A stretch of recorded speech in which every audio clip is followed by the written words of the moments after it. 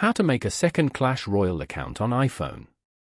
To get started, first of all go ahead and open up the Clash Royale application on your phone. Once the game has loaded and you are on the main battle screen, tap on the hamburger menu icon, which is represented by 3 horizontal lines at the top right corner. This will open a side menu with various options. From this list, go ahead and select Supercell ID at the very bottom. You will be taken to your Supercell ID profile page.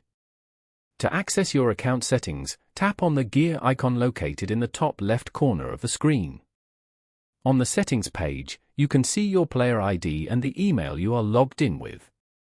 Tap on the logout option at the bottom, as shown. A confirmation pop-up will appear to ensure you want to log out. You can choose to uncheck the Remember Me option.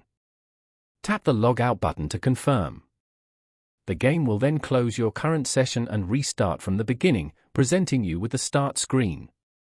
This indicates you have successfully signed out and can now start a new game. Following these steps, you can easily make a second Clash Royale account on an iPhone.